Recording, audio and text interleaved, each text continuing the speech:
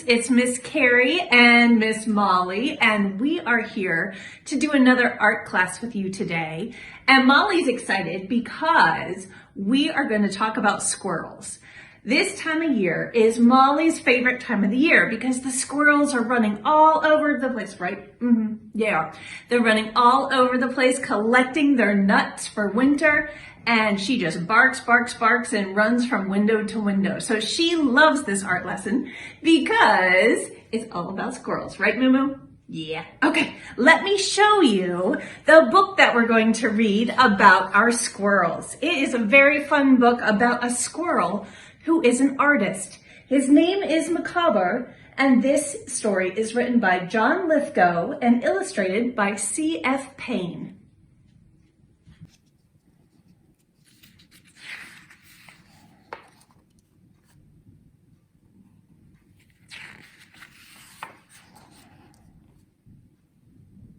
One Sunday in springtime, Micawber arose from his Central Park carousel nest.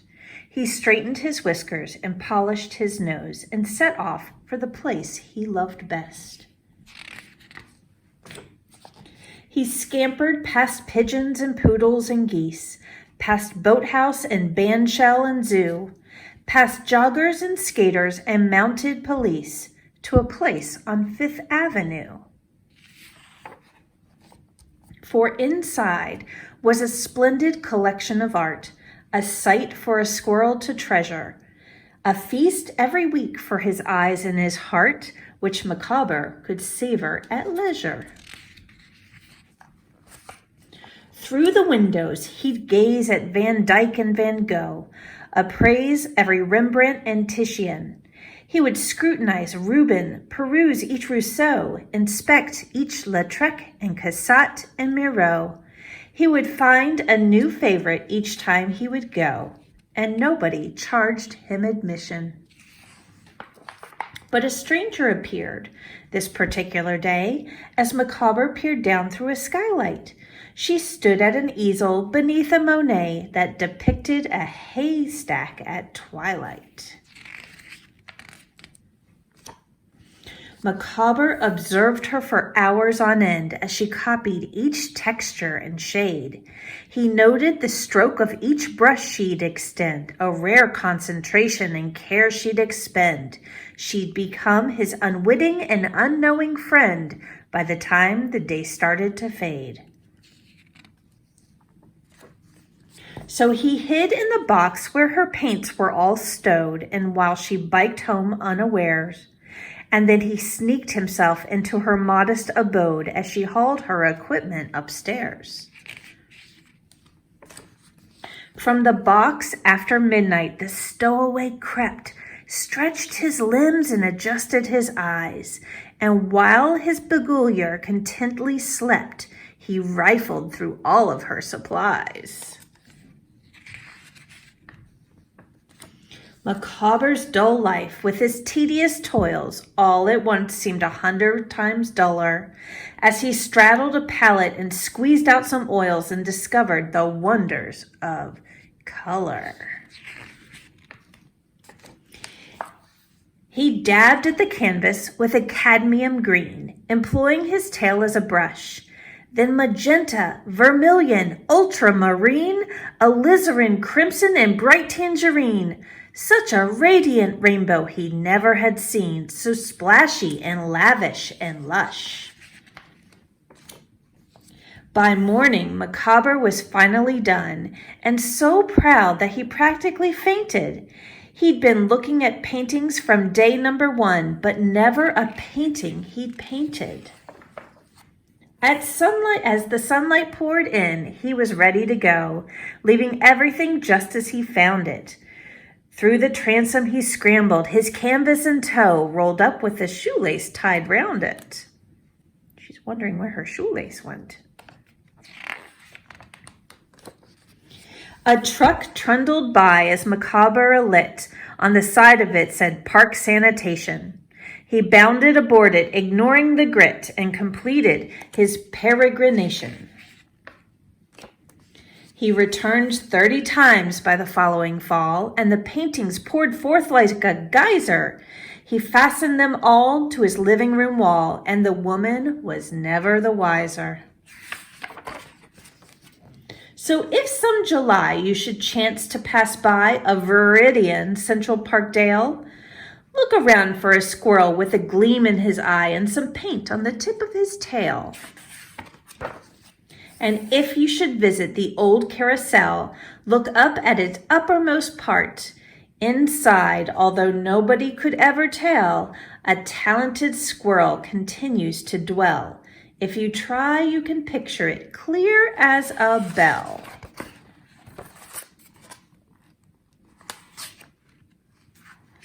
Micawber's Museum of Art.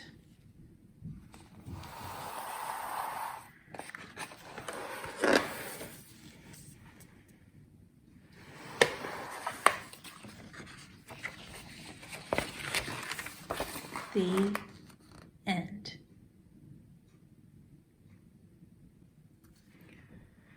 In today's art class, we're going to be using two different pieces of paper. Now, one piece of paper is going to be white because we're going to draw the body of our squirrel on here. But the other piece of paper can really be any color. And we're going to use some oil pastels to draw on top of this piece of paper. And they usually show up pretty well on top of any color construction paper. So you have to use your imagination because we're going to start by drawing the tail of the squirrel before we draw the body. I know that's kind of crazy. So here's what we're going to do. I'm going to pretend, well, I'm not going to pretend, I know for a fact. I'm going to glue my squirrel's body right here. And so I know that's where I want to connect my tail. And the tail is going to go off to the side, sort of up behind our squirrel. So now that I know where the bottom is, I'm going to trace my hand. I'm going to put it down, go around my fingers.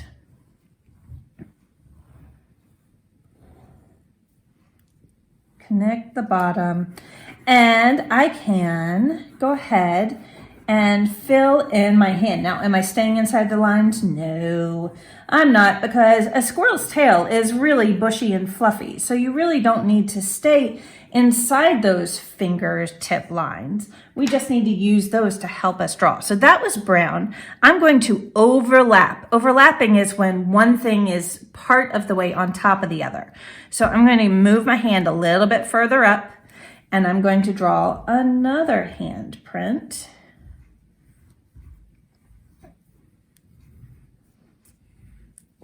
And then I'm going to fill that part in.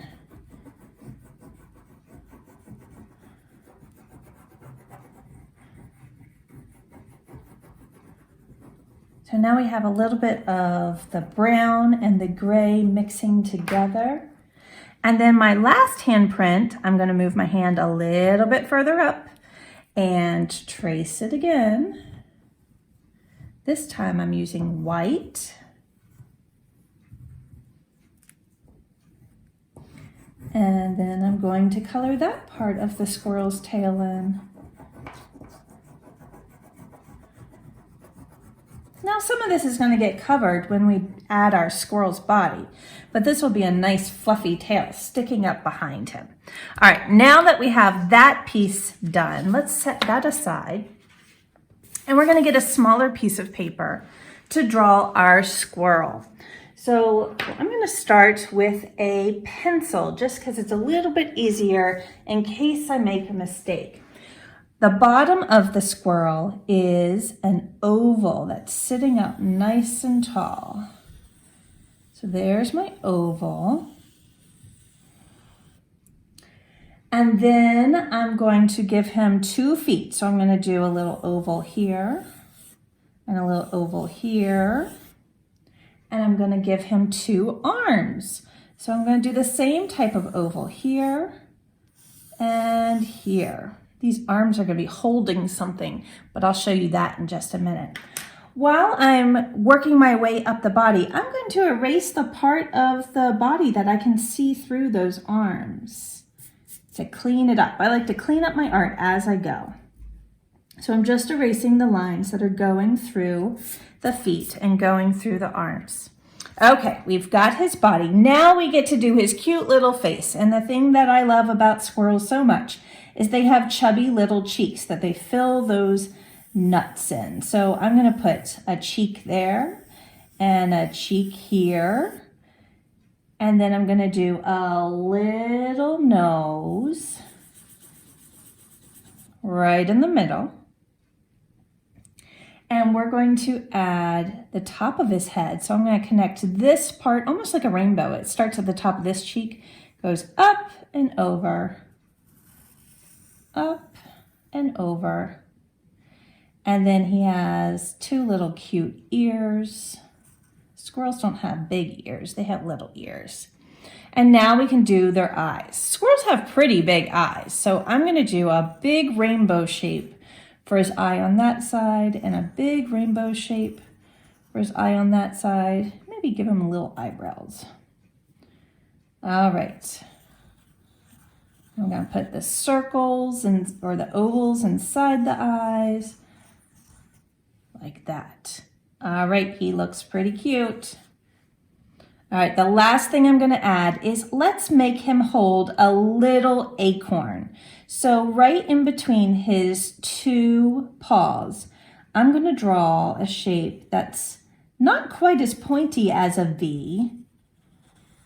It's not quite as pointy as a V, but it has a kind of a V shape. And then I'm going to connect the top so it's a little triangle, and then give it the acorn hat. It's like a little rainbow shape. Look, it looks like a little ice cream cone, but we're going to make it look more like an acorn. Let's give that little acorn hat a stem, and then we'll color it in a little bit. Okay, now that we have our squirrel drawn, we can color him in. And squirrels can be all different colors. Did you know squirrels are different colors depending on where you live? So sometimes you'll see a little brown squirrel. Sometimes you'll see a squirrel that has a little bit more red on his body. And sometimes you'll see a squirrel that's just all gray, like the song, Gray Squirrel, Gray Squirrel. I won't sing the whole thing. You know this song. So see what I'm doing? I'm going over the edge with my oil pastel, but I'm adding texture. That means that I'm going back and forth, and it's going to make it look like he is fuzzy, because squirrels are really fuzzy, aren't they? And then once I have that, we're just going to color him in. I'm going to do the top of his face brown. And I'm going to do his paws and the edge of his body brown too. So see how I'm going right along that line there?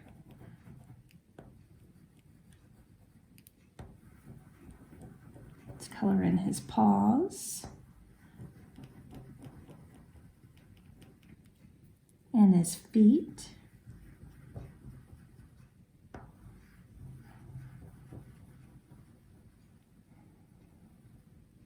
Now I think I'm going to outline his little cheeks, but we might color them in with a lighter color.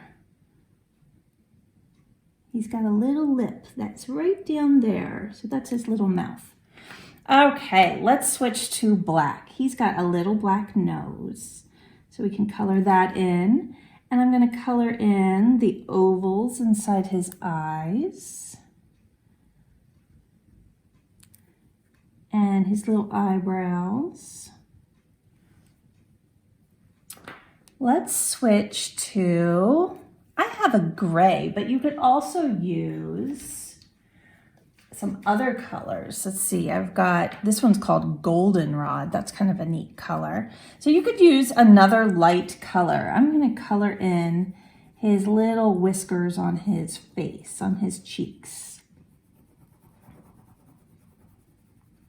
And then I'm going to color in his belly gray.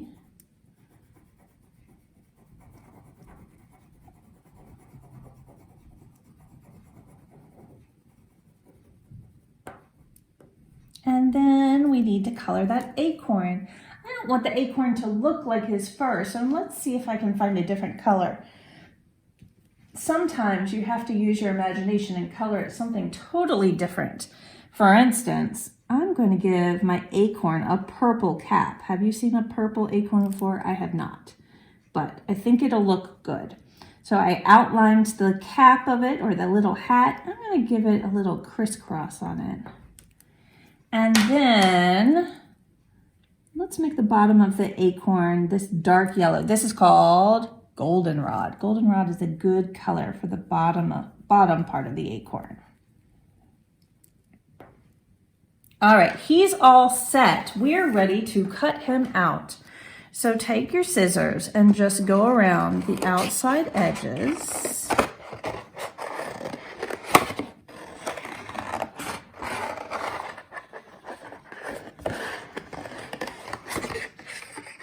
And when I'm cutting's not everybody's favorite thing to do, but when you're cutting around a big piece like this, sometimes I just cut the edge off, and now that's out of my way, and I can work around his little ears without having that big piece of paper still hanging on. So whenever you can cut off a piece of the extra paper, go ahead and do it. See, just like this, boop, and then you can move around. You don't need to keep your trash in all one big piece. You can cut it away.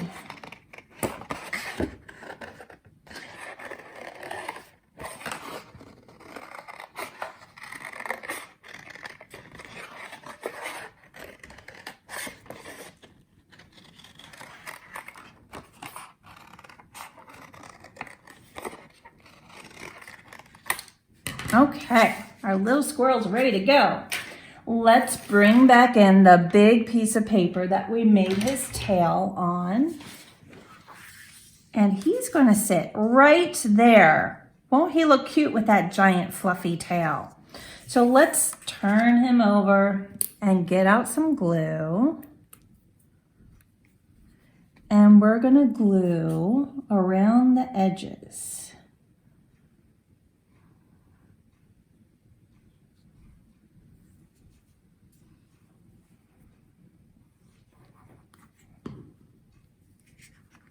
All right, he's ready to go.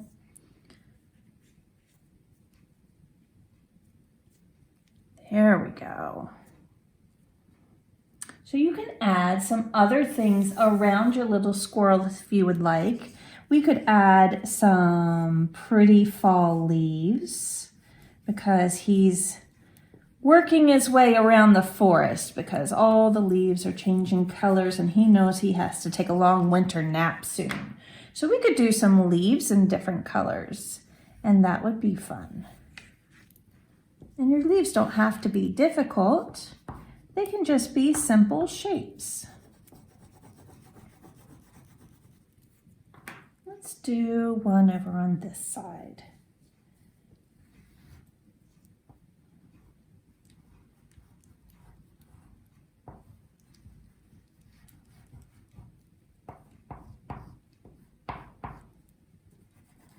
You can even use your hands to make the shape of leaves, and that would make really pretty leaves. Maybe there's a few acorns that he's already collected, so we can do a little triangle shape. Since I used purple before, I'm going to stick with purple again.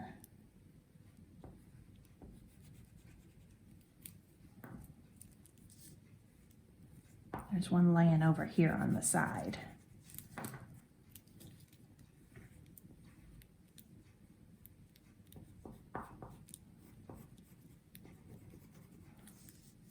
All right, our little squirrel looks pretty cute. I'm going to give him a few little whiskers. And he's ready to hunt for some more acorns. I hope you have fun making your little squirrel, and I will see you next time. Have a happy fall, everybody.